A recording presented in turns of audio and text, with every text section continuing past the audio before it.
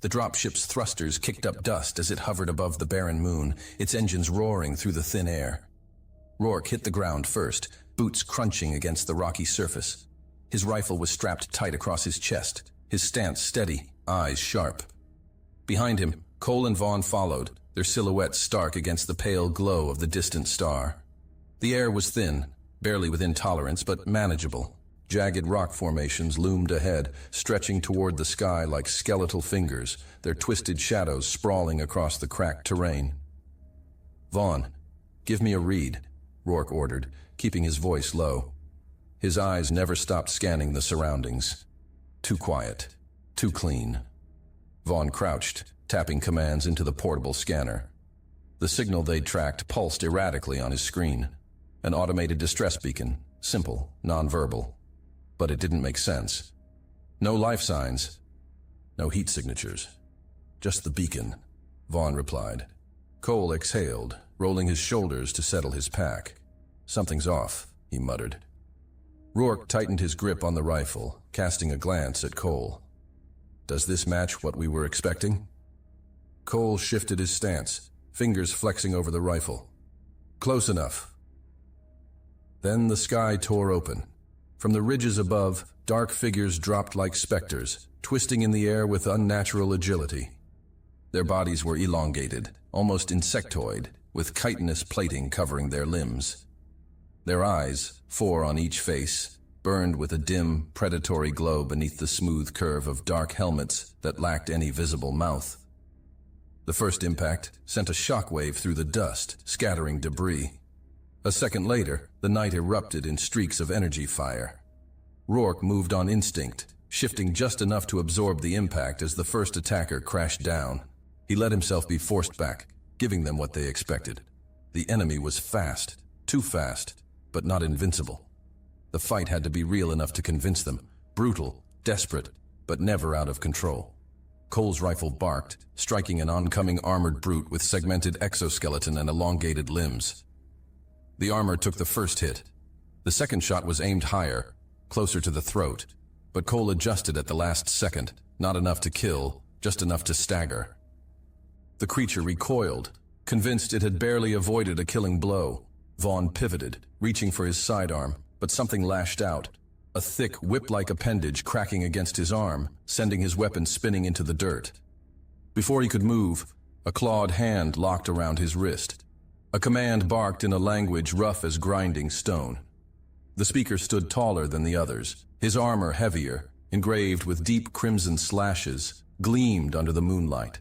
His helmet retracted slightly, revealing a ridged pale blue skull and slitted nostrils that flared as he scanned his prey. Cole struggled, enough to sell it. The creature forced him down. He let it happen. Metal restraints snapped tight around Rourke's wrists. He twisted against them, enough to appear just short of breaking free. A sharp pulse at the base of his neck sent electricity through his spine, locking his muscles. His vision flickered.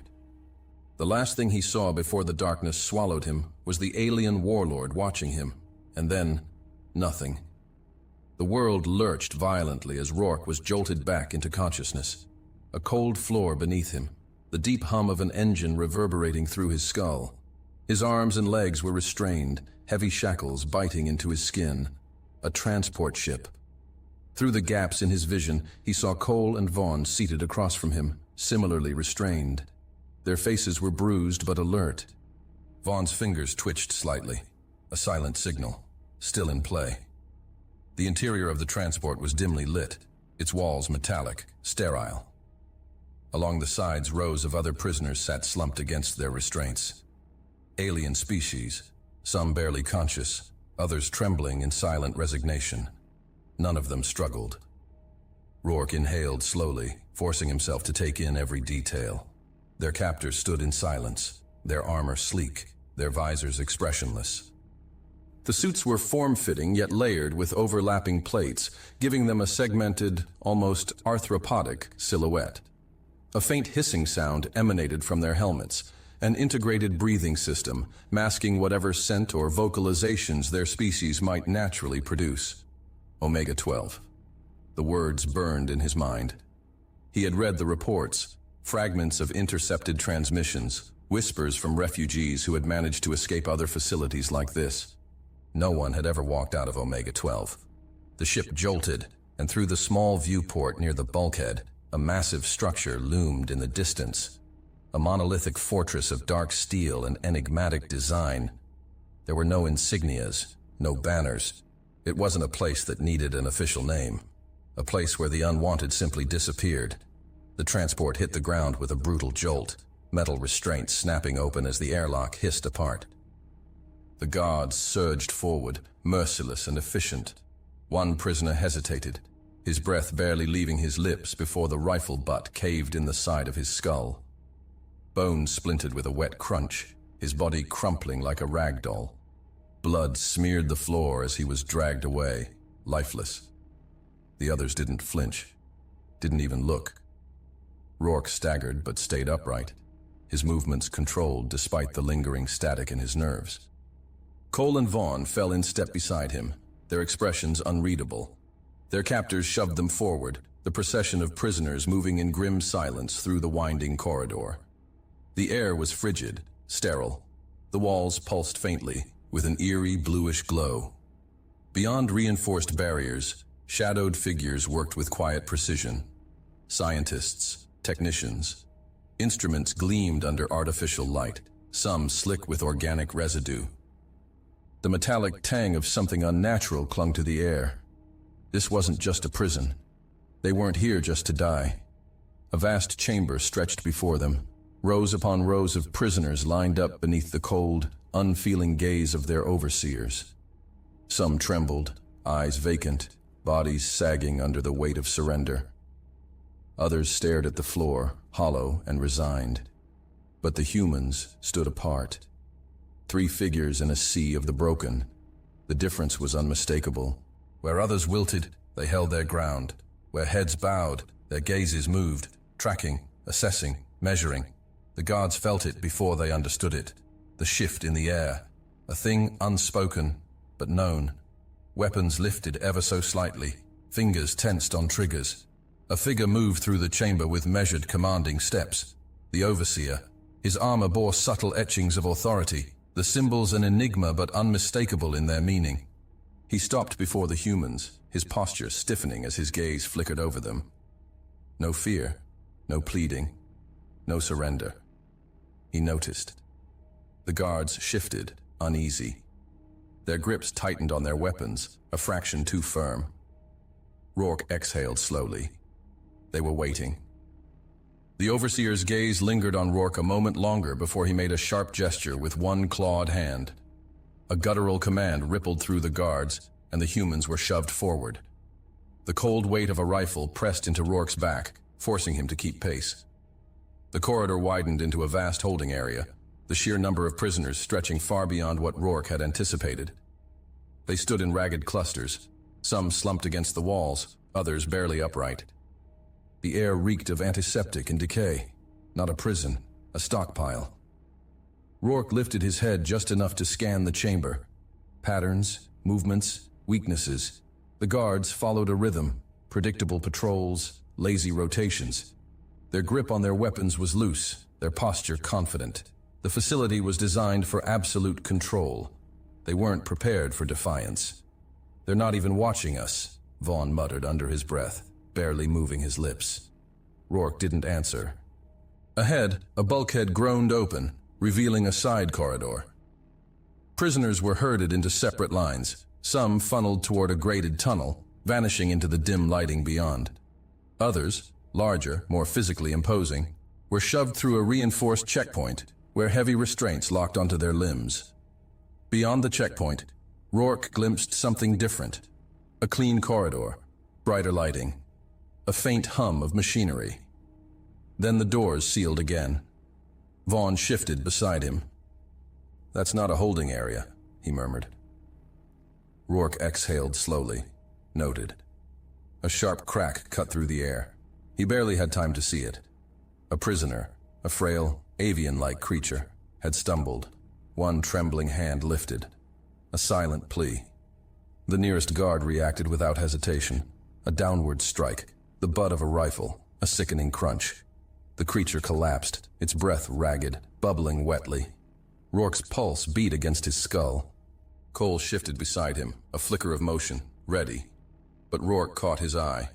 Not yet. They stepped over the body. Second one in minutes. They didn't see us as prisoners. They saw inventory. The guards still weren't paying attention, because no one ever fights back. The corridor stretched impossibly long, the walls narrowing as they neared the next processing chamber. Exposed piping lined the ceiling, thick cables snaking along the metallic framework, some sparking faintly with residual discharge. Another set of reinforced doors slid open, revealing the containment block. Rows of cells, 5 levels high. Each was a reinforced cube of smooth alloy plating, fronted by energy barriers that pulsed intermittently with a faint cyan glow. Inside, prisoners sat or lay motionless, some whispering in hushed tones. No cries, no pleas. The fight had died in them long before now. A mechanical voice droned overhead, its translation garbled but clear enough. Sector allocation proceeding. Processing units 245. Experimentation units 30. Termination units 51. Vaughn exhaled sharply. Experimentation. The word hung in the air like a slow-moving blade.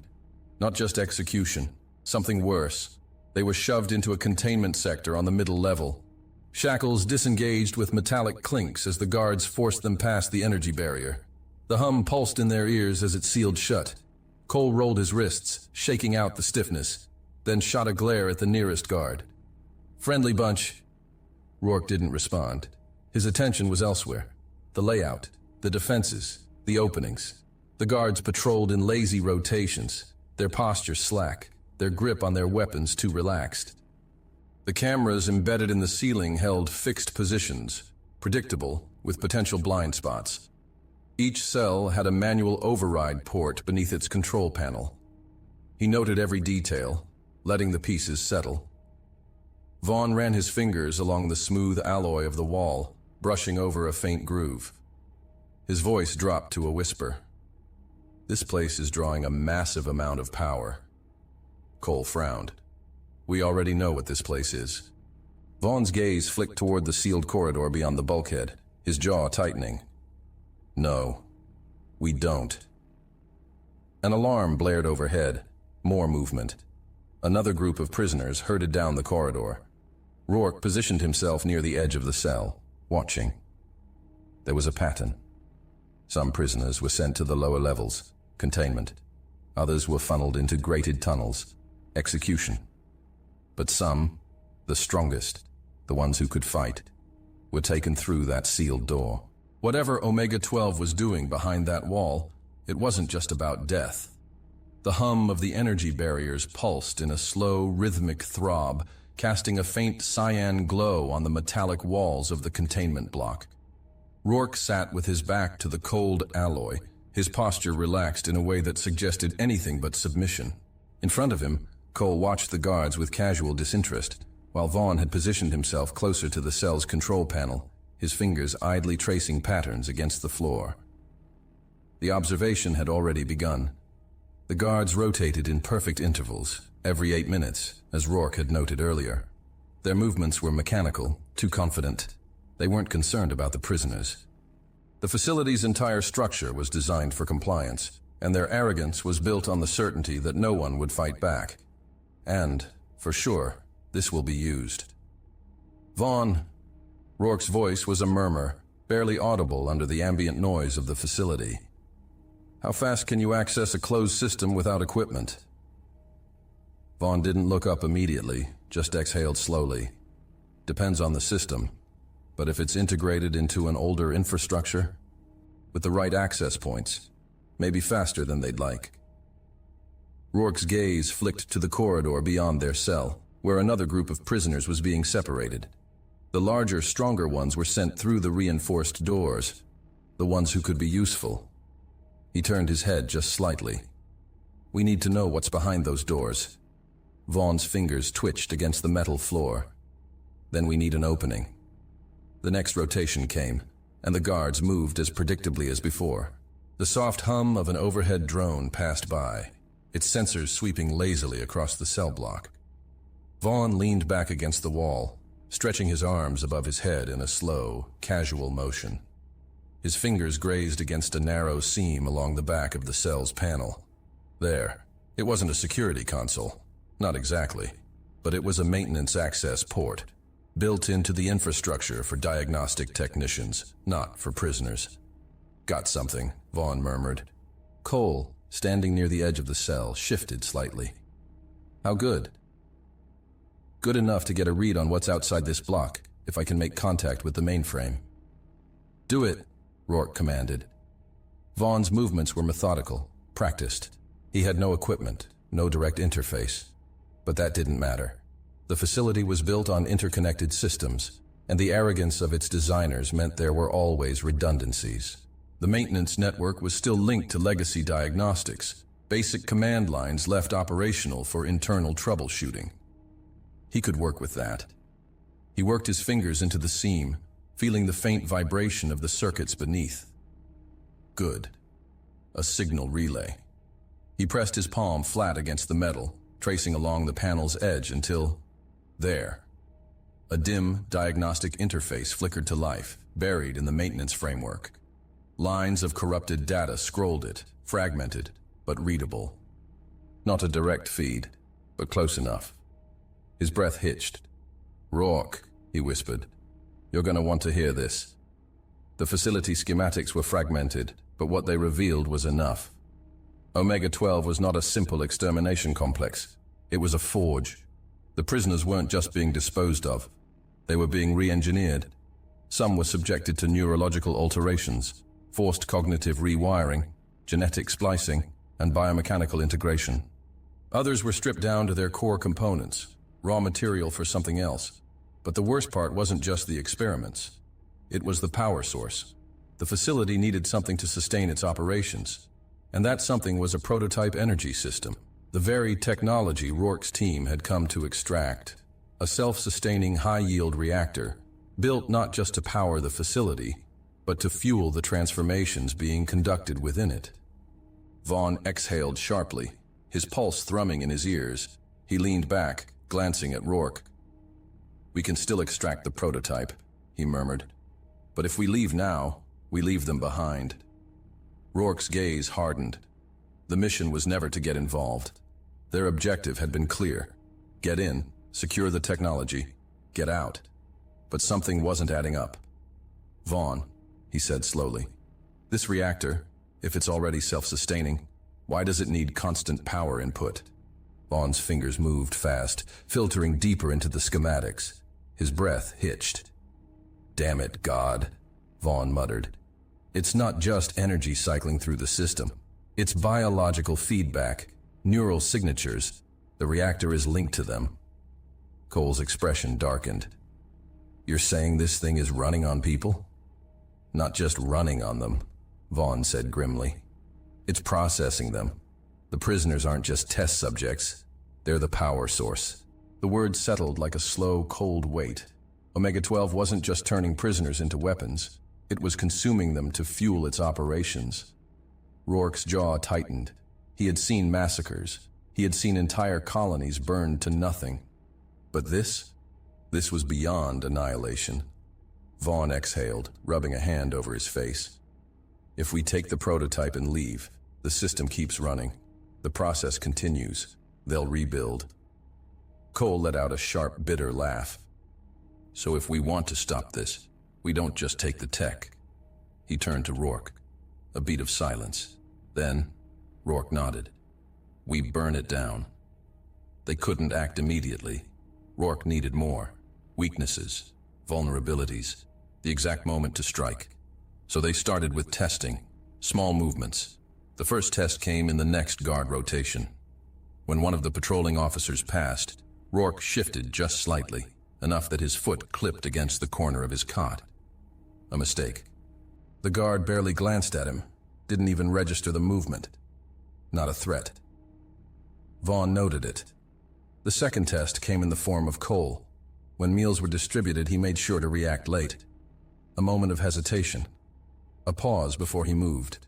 The guard shoved him forward, muttering something in his grating language. Impatience, complacency. They expected obedience. They had never dealt with humans before. Vaughn spent hours mapping the security relay through the maintenance port. The facility's security systems weren't designed for internal breaches. Every lock, every corridor, built to keep things contained, not to prevent someone from getting deeper inside. He found one oversight, an emergency override, buried in the older sections of the facility, never updated. It was supposed to be a fail-safe for internal maintenance, but if triggered, it would short-cycle the power to non-critical sectors. That included the security field on their cell. Vaughn closed his eyes, exhaling slowly. They had their opening. The guards still weren't watching. Rourke glanced at Cole, then at Vaughn. A silent signal. Cole muttered under his breath, "Well, boys, let's break a few rules." Vaughn's fingers pressed against the panel, and the facility shuddered. Lights blinked. The hum of containment fields wavered for less than a second, but it was enough. The energy field in front of their cell blinked out with a sharp, dying hiss. And for the first time, a human moved freely inside Omega-12.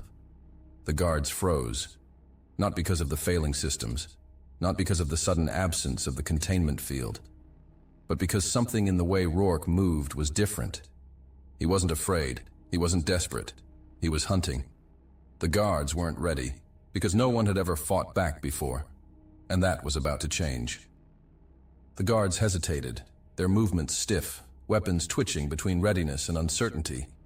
The energy barrier was down, but no one had ever escaped before. Their training hadn't accounted for this. Rourke took a slow step forward, eyes locked on the nearest guard. He wasn't rushing. He wanted them to hesitate. For a brief moment, the guards' conditioning failed them. They had been trained to maintain control through fear, intimidation, and absolute authority, not through actual combat. For them, prisoners weren't threats. They were resources, expendable, supposed to be compliant. They had never prepared for resistance. One of them barked a command in their guttural language, finally shaking off the paralysis. He lifted his weapon. Too late. Rourke moved. A single sharp step, the heel of his boot grinding against the metal floor as he closed the distance. His shoulder smashed into the guard's chest, forcing the alien backward into the nearest wall. Before the others could react, he twisted, grabbing the creature's wrist and forcing its weapon up, firing into the ceiling instead of at them. Cole lunged at another, driving his forearm into its throat. Vaughn wasn't built for direct engagement, but he was fast, disrupting, moving, disabling. They weren't fighting to kill. Not yet. They were testing. The guards weren't weak. They were physically superior in almost every way. Stronger, faster, armored in chitinous plates that absorbed blunt force. But they had never fought enemies who studied their weaknesses before striking, and that made them vulnerable. The fight was over in seconds. The guards weren't dead. Rourke made sure of it. If they went missing too soon, questions would be asked. He grabbed one of the rifles from the ground, flipping it in his hands, feeling the weight. The energy charge hummed low, the design sleek, but familiar enough. Vaughn was already moving, hands against the maintenance panel again. The flickering blue light of the interface cast shadows over his face. "We've got maybe 3 minutes before another guard rotation notices something's off." His voice was steady, but the urgency was there. "I need another point of access." Rourke looked down at the guard sprawled on the ground. He rolled one onto its side, scanning the dark plates of its uniform. A device was clipped to the alien's belt. A security module. A direct link to their internal systems. He ripped it free, tossing it to Vaughn. "Use this." Vaughn caught it, nodding sharply as he turned back to the panel. Cole crouched by one of the unconscious guards, checking its holster. "We keep them breathing?" "For now," Rourke said. "If they report in, we're screwed. If they don't show up at all, we're screwed. We need them to be late." Cole grunted, but didn't argue. No kills, for now. Vaughn's fingers worked quickly, overriding security sequences, exploiting weaknesses they weren't supposed to find. And then, there it was. A low, pulsing error message. A programming fault in the containment system. Vaughn's brow furrowed. That's not just bad. It's negligent. Rourke stepped closer. "Explain." "This facility runs on layered code, old patches stacked on top of each other like bad ductwork. It's locked down on the surface, but underneath, held together with spit and arrogance. He tapped the screen. I can force a false system check through their diagnostics. They won't even question it, because no one has ever questioned it before. Cole leaned over his shoulder. How big of a window? Vaughn exhaled. Enough to shut down containment fields in every cell on this block. A beat of silence. Then Cole grinned. That'll do. They had to move fast. The guards were still unconscious, but that wouldn't last. Rourke's first move was control. They needed the prisoners. Not just freeing them, preparing them. That was the hard part, because no one here believed in survival. Rourke stepped into the nearest occupied cell.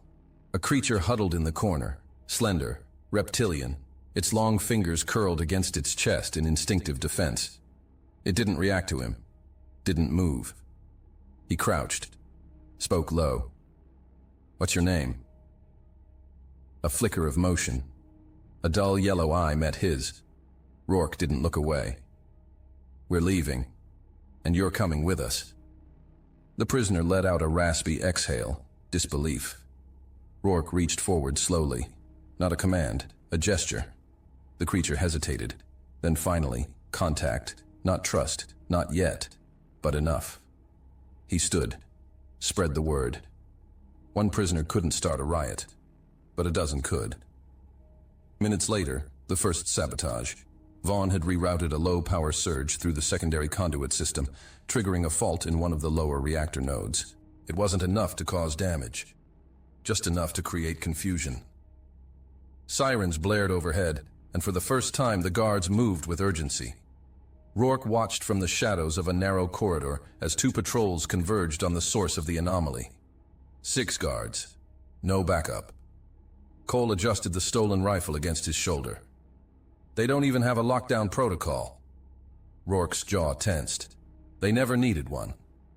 The second disruption came moments later. One of the ventilation control panels malfunctioned. A subtle shift in atmospheric pressure, just enough to trip another alarm. 2 more guards diverted. Vaughn exhaled sharply. They're stretched thin. Rourke nodded. Time for the real work. The reactor corridor was tight. Pressurized doors, reinforced alloy plating, cables snaking along the walls like exposed nerves.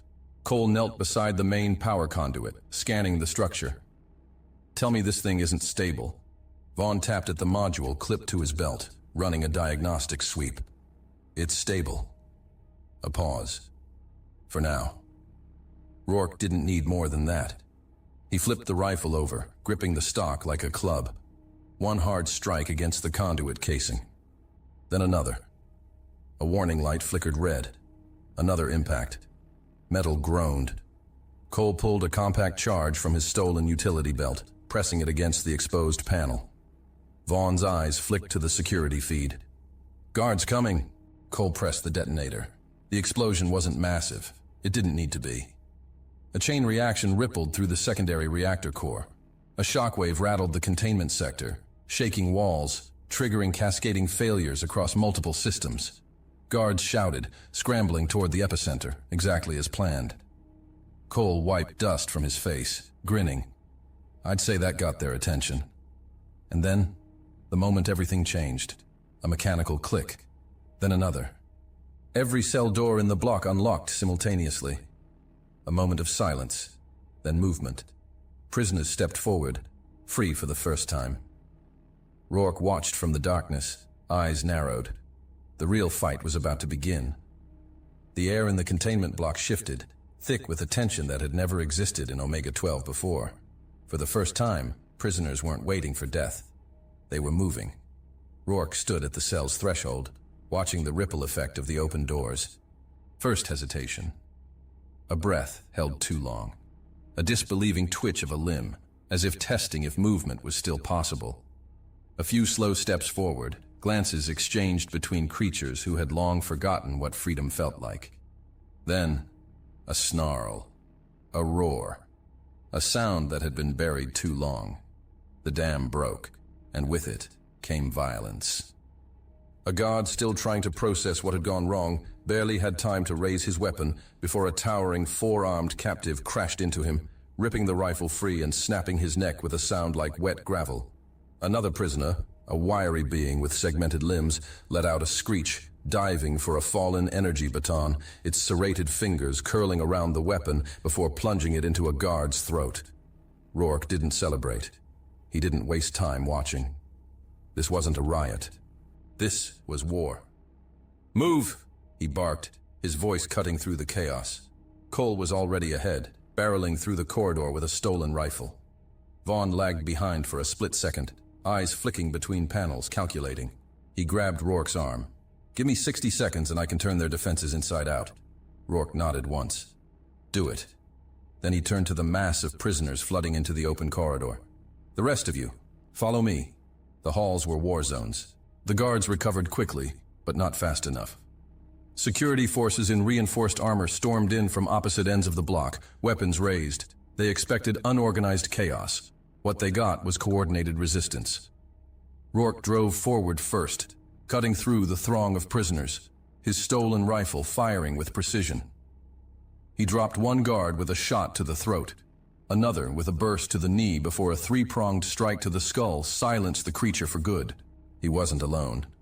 Cole, flanking left, wove through the battlefield, tossing an energy baton to a reptilian prisoner as he drove the stock of his rifle into an enemy's ribs.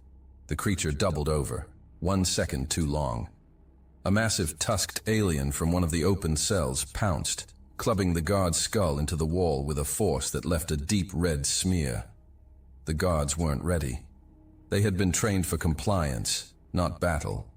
The sheer force of unrestrained prisoners was overwhelming. Rourke pressed forward, directing the movement, cutting paths, isolating squads of guards, turning the tide. And then the turrets activated. Mounted plasma cannons hummed to life along the corridor's upper walls, their sleek barrels shifting toward the uprising below. They had expected this. Vaughn's voice crackled through Rourke's stolen earpiece. "Duck." Rourke didn't hesitate. The turrets fired on the guards. A split second before activation, Vaughn had inverted the target recognition parameters. The result was immediate carnage. Security forces turned to retreat, only to be torn apart by their own defenses. Vaughn's breath was uneven through the comm. "Not perfect, but it'll do." "It's enough," Rourke muttered. The corridor was theirs, but there was more to burn. Cole led a group of prisoners toward the lower chambers. They found the culling chambers first. Rows of sterile metallic pods, stained. Some still occupied, the ones that could be saved. They pulled out. The ones that were already dead. They left behind. The ones that weren't entirely dead. They put out of their misery. Cole didn't flinch. Neither did the prisoners who had spent too long staring at these walls.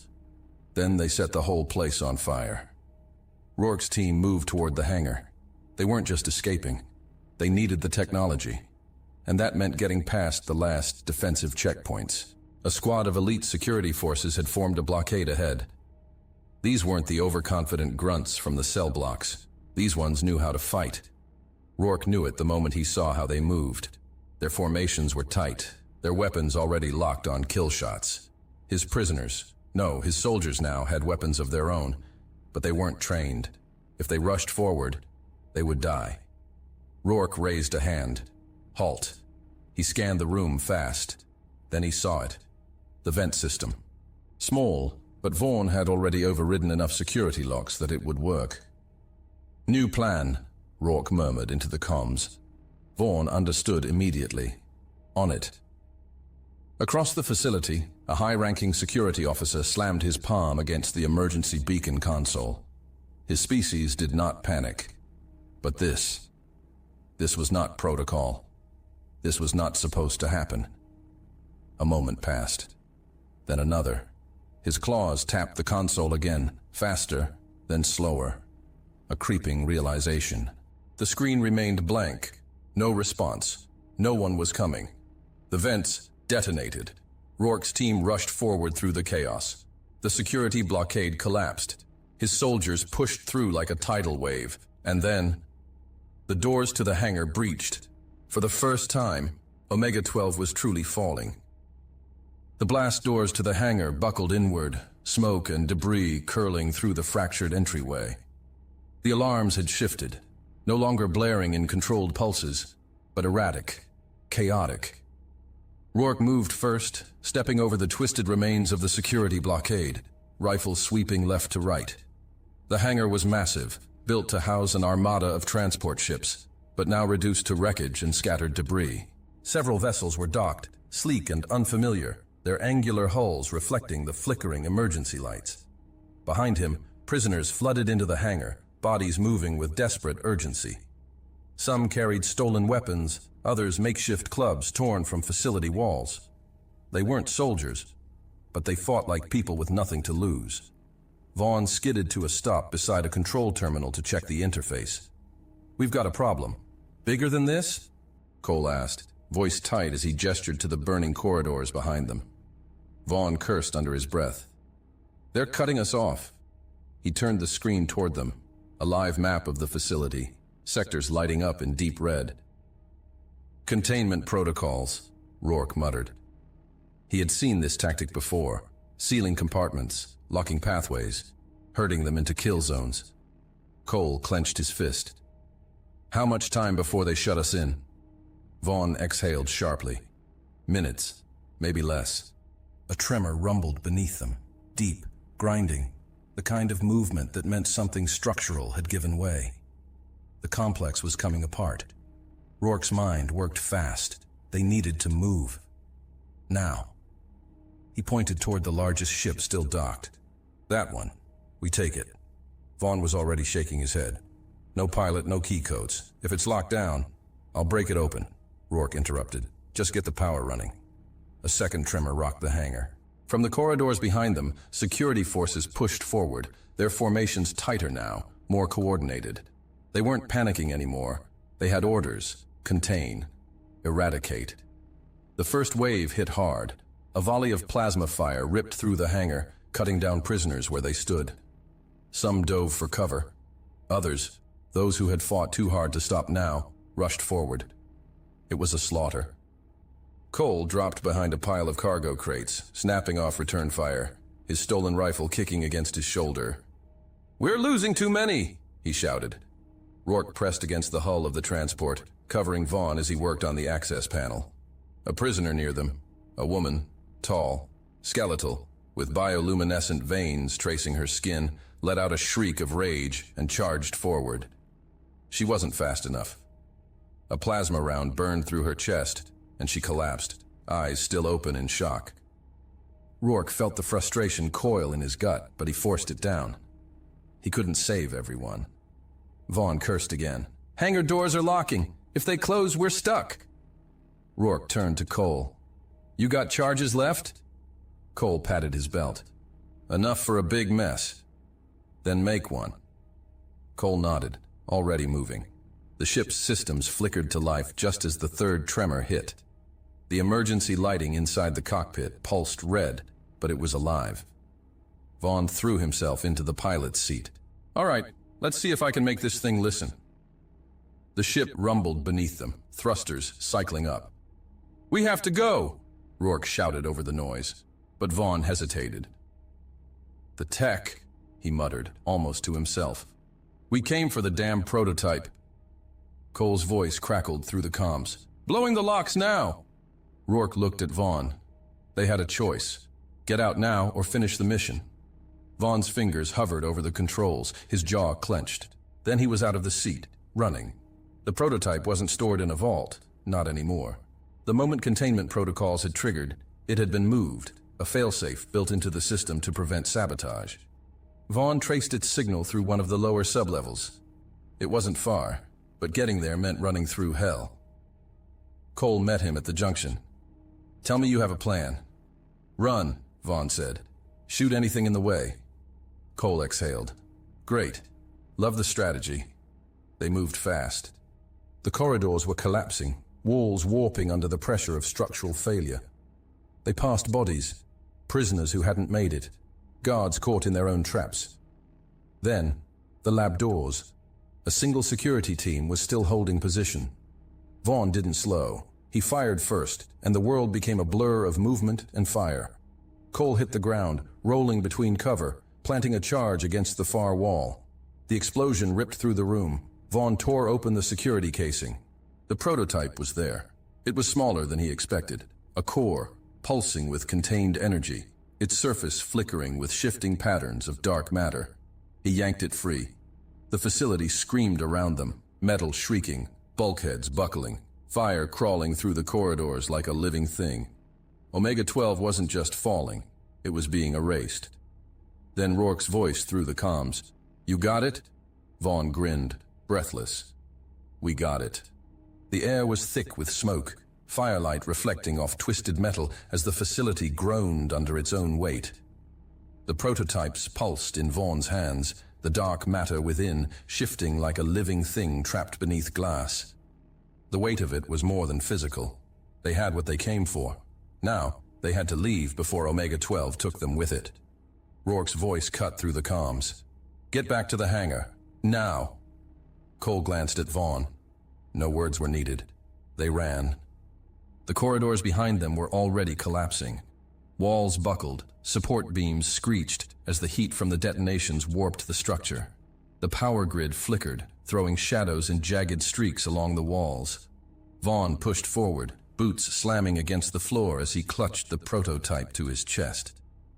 They weren't alone. A group of prisoners, the last survivors of this hellhole, rushed alongside them. Some were wounded, leaning against comrades for support. Others still held stolen weapons in tight grips, clinging to the idea that they weren't dead yet. A siren wailed from deep within the facility. The last failsafe had engaged. Omega-12 was tearing itself apart. The hangar doors were closing. Rourke's team burst into the chamber just as security reinforcements flooded in from the opposite entrance. A final, desperate attempt to stop the inevitable.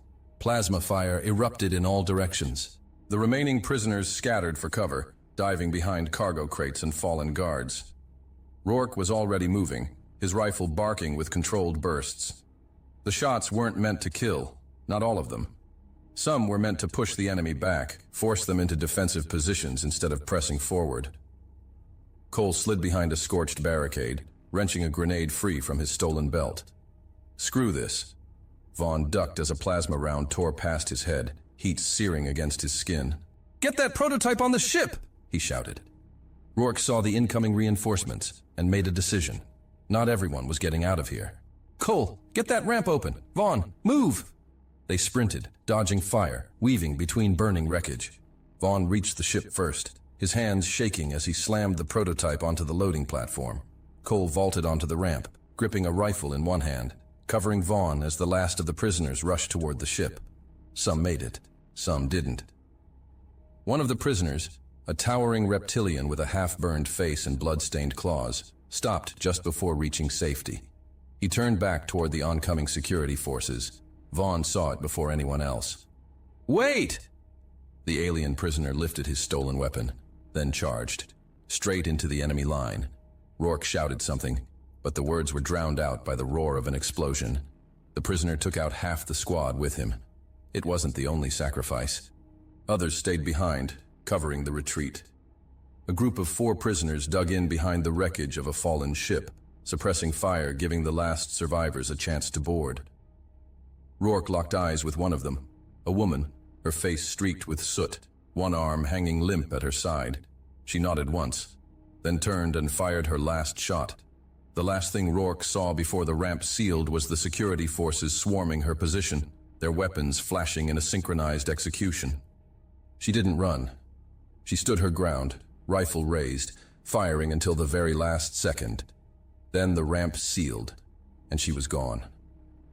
Inside the ship, everything shook. Vaughn barely made it to the control panel, his hands gripping the unfamiliar interface. The ship's engines roared to life. Cole's voice crackled through the comms. "We're locked in! Go, go, go!" Rourke forced himself into the co-pilot seat, scanning the chaos outside. The hangar was collapsing in on itself, debris crashing down like a funeral pyre. Vaughn's hands tightened on the controls. "Strap in." The ship's hull groaned as the gravitational strain of Omega-12's destruction rippled through the surrounding atmosphere. Rourke felt the weight of acceleration press against his chest as Vaughn pushed the engines beyond safety limits, their stolen vessel clawing its way through the chaos of falling debris and collapsing infrastructure. Outside the cockpit, the world was turning into fire and ruin. The once imposing monolith of Omega-12 was fracturing, its towering walls buckling inward as secondary explosions tore through the facility's foundation. Plumes of smoke and energy discharge bled into the thinning atmosphere, painting streaks of burning blue and searing white against the void. What had once been a fortress of control and death was now a grave for its creators. Rourke's grip tightened around the harness as another shockwave struck the ship, sending tremors through the deck. The warning lights flickered red across the control panels, signaling hull integrity stress. Vaughn barely acknowledged them, his focus locked onto the navigation system. "Hold it together," Vaughn muttered, his voice tight with concentration. "We're almost through."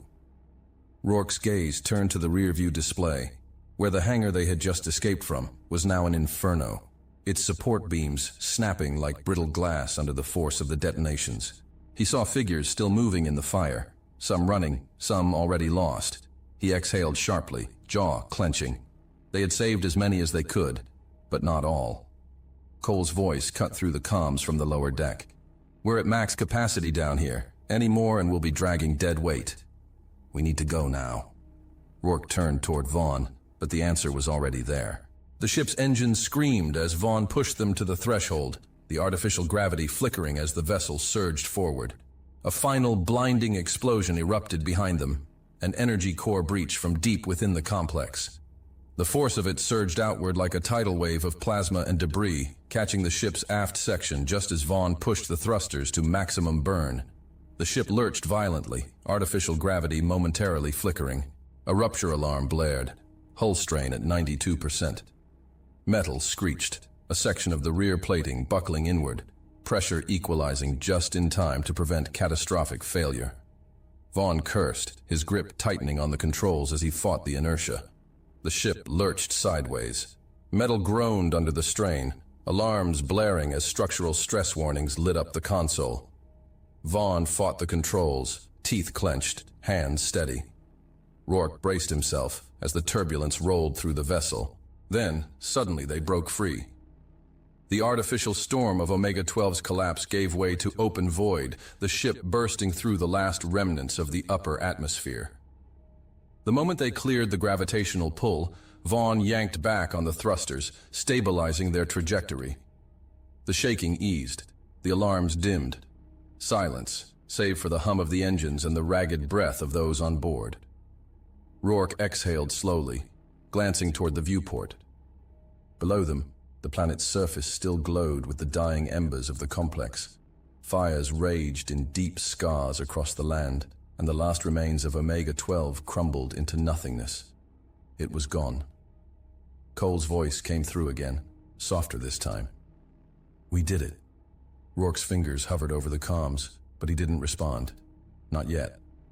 He took one last look at the destruction below, then turned away, stepping toward the rear compartment.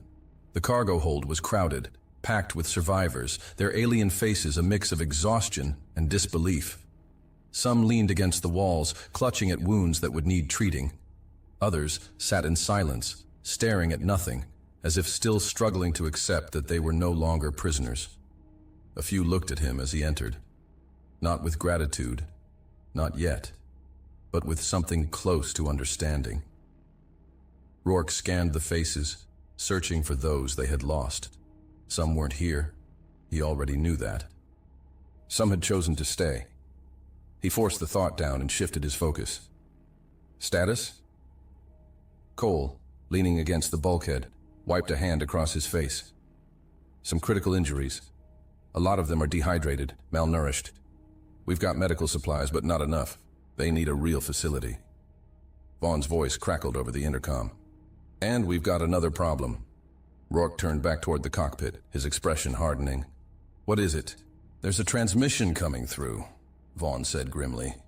It's not directed at us. Rourke stepped up beside him, eyes narrowing at the comm display. A signal pulsed across the frequency, a coded transmission, relayed from a distant sector. Vaughn had already started decoding it. Then the message came through.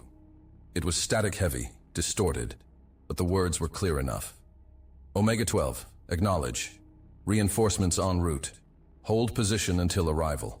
A long silence stretched across the cockpit. Rourke exhaled sharply, running a hand over his jaw. Too late. Too late by minutes. Vaughn let out a slow breath. We need to move. Rourke nodded once. Burn the signal. Wipe our trail. We leave nothing. Vaughn keyed in a rapid sequence, wiping their signature from the sector's grid. Done. Cole's voice came through the comms again, rough but steady. Where to? Rourke looked out at the void. They had the technology. They had the survivors. And they had made enemies today, but more than that, they had made a statement. And the galaxy was about to learn what comes next. Hey there again. I'm glad you've come so far. Hope you enjoyed the video. Remember to hit the like button and the subscribe button.